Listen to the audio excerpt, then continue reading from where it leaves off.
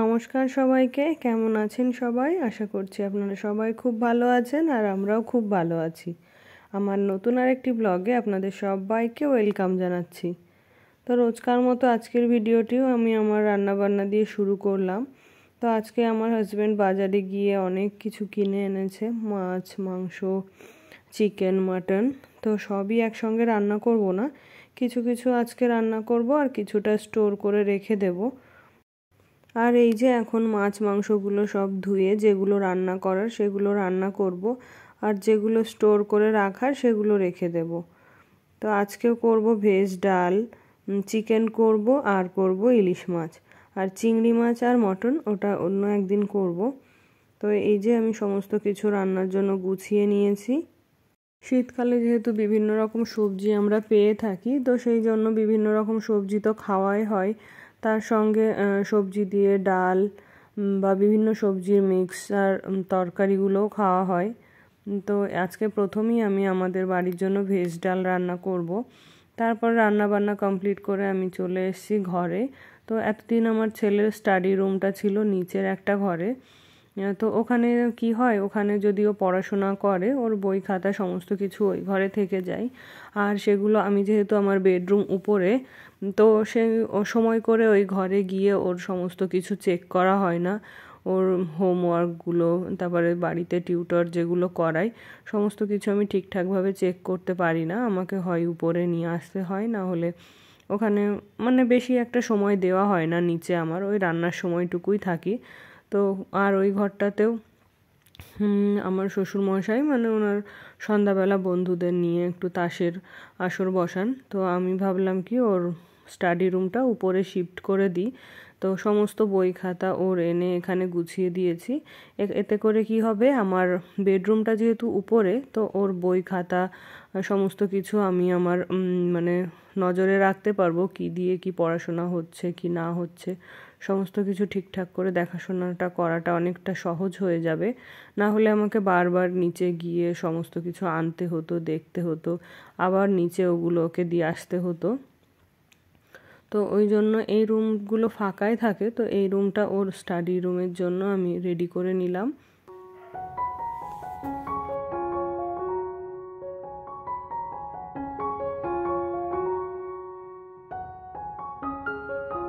এই যে একটা চেয়ারও দিয়ে দিলাম, আর এই যে এইভাবে গুছিয়ে নিয়েছি।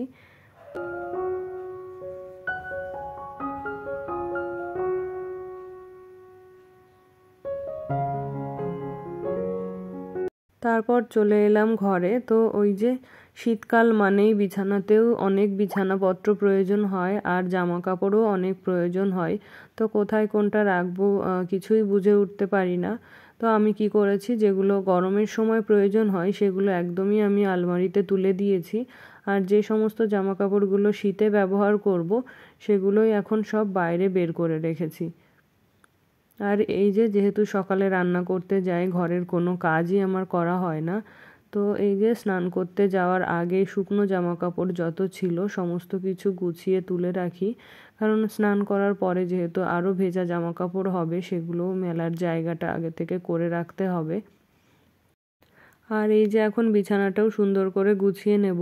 সকালে যখন ঘুম থেকে উঠে যাই তখন আমার ছেলে যেহেতু ঘুমোচ্ছিল, তাই আর বিছানাটা ঠিকঠাক করে গোছাতে পারিনি। তো এখন যেহেতু সমস্ত কাজ হয়ে গেছে, হাতেও কিছুটা সময় রয়েছে, তো এখন ভাবছি বিছানাটা একটু সুন্দর করে গুছিয়ে রাখি।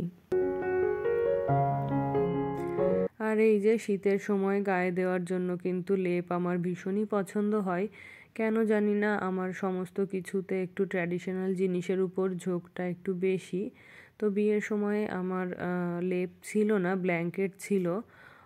তো বাবাকে আমি কয়েক বছর আগে বলেছিলাম যে বাবা আমার এরকম লেপ নেই, তো আমাকে দুটো লেপ তুমি তৈরি করে দিও।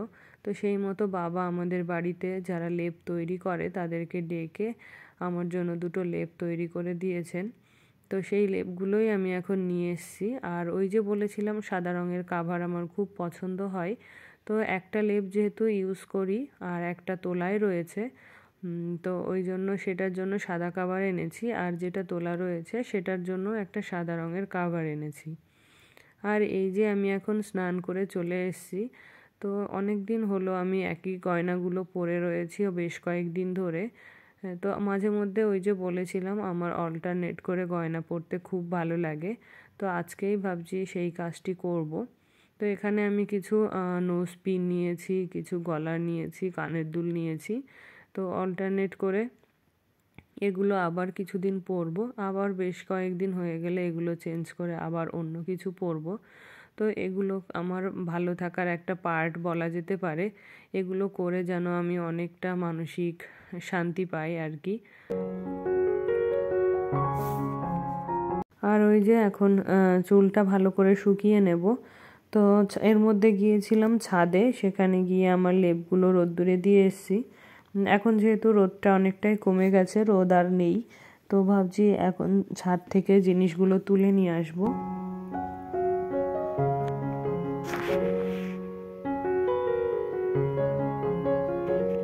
এখন যেহেতু শীতকাল, তো শীতকাল মানেই পিকনিকের সময়। তো আমরা কম বেশি সবাই পিকনিক করে থাকি।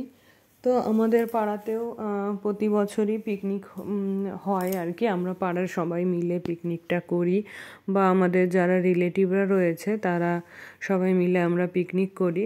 তো এবছরেও আমাদের দুটো পিকনিক রয়েছে, একটা আমাদের রিলেটিভদের নিয়ে আর একটা হচ্ছে আমাদের প্রতিবেশীদের নিয়ে। তো সেই জন্য আমাদের পাড়ার যে পিকনিকটা, ওটাতেও আমার শ্বশুরমশাই আমাদের রিলেটিভ যারা আছেন সবাইকেই নিমন্ত্রণ করেছেন। যেরকম আমার বাপের বাড়িতে বলেছেন, আবার আমার পিসি শাশুড়ি, মাসি শাশুড়ি, তারপরে কাকা শ্বশুর, তারপরে আমার দেওর, যা, সবাইকেই আসতে বলেছেন। তো হয়তো অনেকে আসবেন, আবার অনেকে আসবেন না। তো তার জন্যই আমরা মানে লেপ এক্সট্রা করে, কম্বল, এগুলো সমস্ত কিছুই রেডি করে রাখবো। কারণ গরমের সময় তো এগুলো না হলেও হয়, আর কোনো ব্যাপার না, কিন্তু শীতের সময় তো এগুলো তো লাগবেই। সেই জন্য আমার কাছে যে সমস্ত কিছু লেপ কম্বল ছিল সেগুলো আমি ঠিকঠাক করে রেডি করে রাখবো। আর আমার শাশুড়ি মায়ের কাছে যেগুলো রয়েছে ওগুলো মা ঠিকঠাক করে রেডি করে রাখবেন।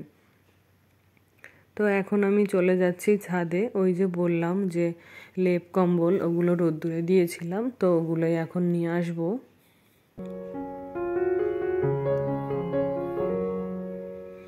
আর ওই যে বলেছিলাম যে বাবাকে বলেছিলাম দুটো লেপ তৈরি করতে, তো সেই দুটো লেপ, একটা লেপ আমি কিছুদিন হলো ব্যবহার করছি আর একটা এখনো ব্যবহার করা হয়নি। তো ওই লেপটার জন্যই কাভার এনেছিলাম। আর এই কাভার পরানোটা খুবই একটা ঝামেলার মনে হতো আমার কাছে, কিন্তু আমি একটা ট্রিক শিখে গেছি যে যেটা দিয়ে লেপের কাভার পরানো খুবই ইজি। তো সেটি আমি অন্য একটা ভিডিওতে আপনাদের সাথে শেয়ার করব। এখনও বেশ কিছুটা সময় আমি ছাদে থাকবো, তো এর মধ্যে এগুলো আর এসে উল্টে দেওয়া হয়নি। তাই ভাবছি যতটা সময় ছাদে থাকবো ততক্ষণে এগুলো আর একটু উল্টে দিই, যাতে করে অপর পিঠটা ভালোভাবে গরম হয়ে যায়।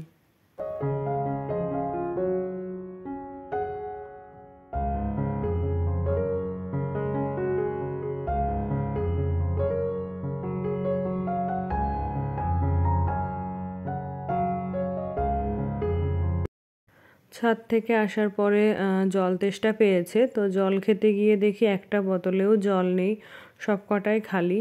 আর কিছুদিন হলো আমার জলটা ঠিকঠাক করে ভরা হচ্ছে না, আর আমার হাজবেন্ড অফিস থেকে এসেই জলটা ভরছে। আমার মনে হয় আমি মানে সারাদিন যতটা কাজ করি আমাকে আরও বেশি অ্যাক্টিভ হওয়া দরকার। কারণ আমি দেখেছি আমি যতটা নিজেকে মানে আরাম দিতে চাইছি, কাজ কম করার চেষ্টা করছি, তারপরেও মনে হচ্ছে আরও কিছু কাজ কম করলে ভালো হতো, আরও কিছুক্ষণ রিল্যাক্স করলে বা রেস্ট করলে ভালো হতো। তো এই অভ্যাসটা তো একদমই ভালো নয়, একটু তো চলাফেরা করতেই হবে। তো সেই জন্য আমি চাইছি আমাকে আরও একটু বেশি অ্যাক্টিভ রাখতে। আর এই যে শাশুড়ি মায়ের সাথে সেদিন একটু বাজারে গিয়েছিলাম, ডাক্তার দেখানো বলেই গিয়েছিলাম। তো সেখান থেকে এই যে একটা পিঠের জন্য সরা কিনে এনেছি। ছাঁচও আমার আছে, কিন্তু আমাদের যেহেতু গ্যাসের ওভেন, তো ছাঁচে খুব একটা ভালো পিঠে হয় না। তো এই সরাটা এনেছি, এটা দিয়ে আজকে ট্রাই করব।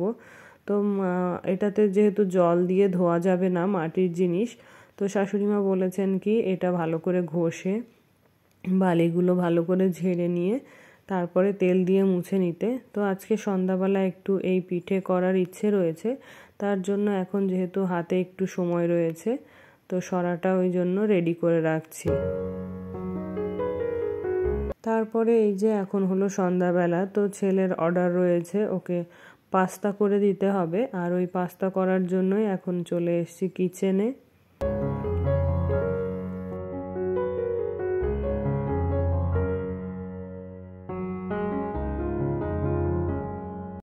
আমার ছেলে যেহেতু সবজি পছন্দ করে না, হাতে গোনা কয়েকটি সবজি খেয়ে থাকে, তো পাস্তাটা আমি সিম্পলি করব, ওর মধ্যে কোনো কিছু অ্যাড করব না।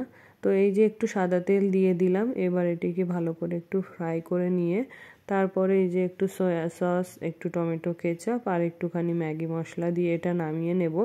তো অনেককে দেখি হলুদ হলুদ চাউমিন করে বা হলুদ পাস্তা করে, কিন্তু আমি জানি না কেন আমি কিছুতেই হলুদ চাউমিন পাস্তা এগুলো করতে পারি না। চাউমিন করতে গেলেই আমার মনে হয় যে একটু টমেটো কেচাপ দিয়ে একটু সয়া সস দিই, আর এই সয়া সস টমেটো কেচাপ দিলেই ম্যাগি চাউমিন পাস্তার কালারটা এরকম হয়ে যায়।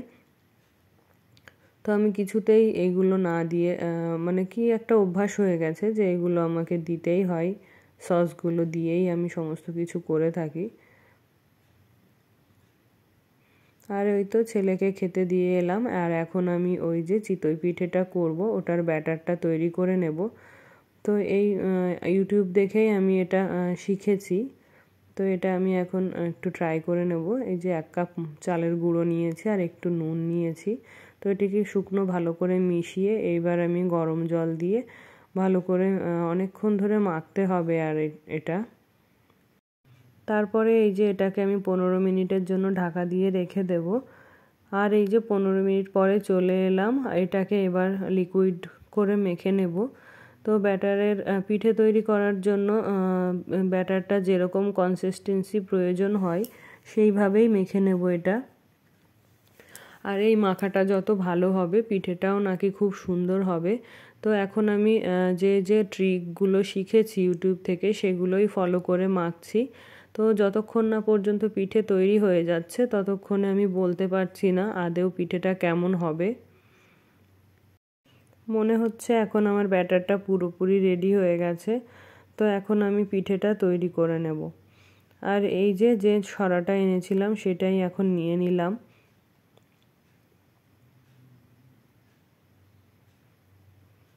আর বালিগুলো যা ঝাড়ার ঝেড়ে নিয়েছি, সমস্ত কিছু ঠিকঠাক করে পরিষ্কার করে নিয়েছি। তো এখন একটু তেল দিয়ে এটাকে ভালো করে মুছে নেব।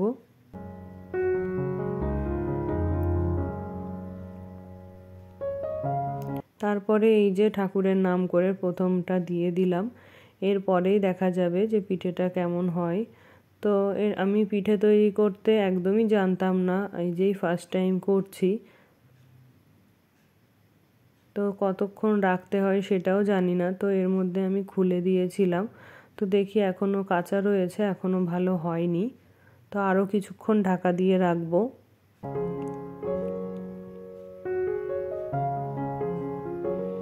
তারপরে এই যে ফার্স্ট পিঠেটা আমার এরকম হয়েছে। তো এরপরে অনেক এক্সপেরিমেন্ট করার পরে এইরকম পিঠেগুলো হয়েছিল। তো পিঠেগুলো সত্যিই খেতে খুব সুস্বাদু হয়েছিল। তারপর চলে এলাম ঘরে। তো আমার একটা পার্সেল এসেছিল, সেটি এখন আনবক্সিং করব। তো এটির মধ্যে রয়েছে আমার একজোড়া শাঁখা। আমি ওই যে শাঁখা পলা অল্টারনেট করে পরতেই বেশি পছন্দ করি। তো আমার রেগুলার ইউজের শাঁখা অনেকগুলোই রয়েছে। সমস্যা হলো কি, আমার যে সোনা বাঁধানো শাঁখাটা ছিল সেটা বেশ কয়েকদিন হলো, মানে প্রায় বছরখানেক হলো আমার হাতে হচ্ছে না। তো বিভিন্ন অকেশনে বা পুরো পুজোটাই আমি শাঁখা পলা ছাড়াই কাটিয়েছি। যদিও অন্যান্য গয়না পরে থাকি হাতে, শাঁখা পলা না থাকলে যেন সমস্তটাই ইনকমপ্লিট থেকে যায়। তো অনেক দিন ধরে ভাবছিলাম যে একটা শাঁখা তৈরি করব আর কি, বাঁধানো শাঁখা। তো আমার যেহেতু মিডিয়াম সাইজের শাঁখা বাঁধানো রয়েছে, যদিও হাতে সেটি হয় না, তো একটা মোটা শাঁখা বাঁধানোর খুবই ইচ্ছে ছিল আমার। তো সেটি আমি অর্ডার করেছিলাম আর এটি এখন এসছে। তো আমি যে দিদিটার কাছ থেকে শাখা কিনে থাকি তার কাছে বিভিন্ন ডিজাইনের মোটা শাখা তৈরি করা ছিল। তো সেগুলোতে অনেকটা ছিল 1 গ্রাম সোনা বাঁধানো, অনেকটা 1.5 গ্রাম দিয়ে বাঁধানো যাবে। তো আমি চাইছিলাম যে একটু বেশি সোনা দিয়ে যাতে বাঁধানো যায় সেই ধরনের কিছু। তো আমি অনলাইন থেকে বিভিন্ন ফটো দেখে সেখান থেকে একটা ডিজাইন সিলেক্ট করে ওই দিদিটাকে পাঠিয়েছিলাম। তো ওই দিদিটা আমার এই শাখাটা তৈরি করে দিয়েছে। তো আমি প্রায় 15 দিন আগে এটা অর্ডার করেছিলাম আর 15 দিন পরে আমাকে এটি ডেলিভারি দিয়েছে।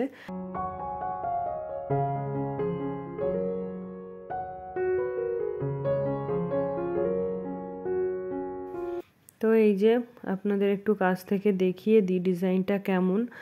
যদিও এখন এটি পুরোপুরি রেডি হয়নি, তো যখন সোনা বাঁধিয়ে আনবো তখন অবশ্যই আপনাদের দেখাবো যে এটি কেমন দেখতে হয়েছে।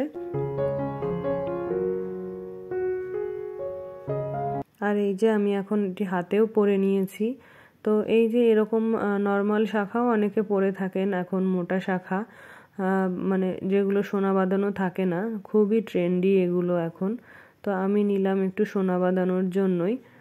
তো এটা আজকালই দিয়ে দেবো আর কি, আমাদের যে পরিচিত মানে জুয়েলারি শপ থেকে আমি তৈরি করি সেখানেই দেবো ভাবছি বানাতে। এখনও পর্যন্ত যারা আমার ভিডিওটি দেখছেন তাদেরকে অসংখ্য ধন্যবাদ।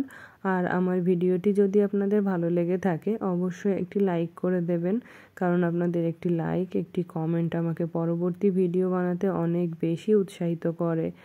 আর যদি আমার চ্যানেলে নতুন হয়ে থাকেন তাহলে প্লিজ আমার চ্যানেলটিকে সাবস্ক্রাইব করে আমার পাশে থাকবেন।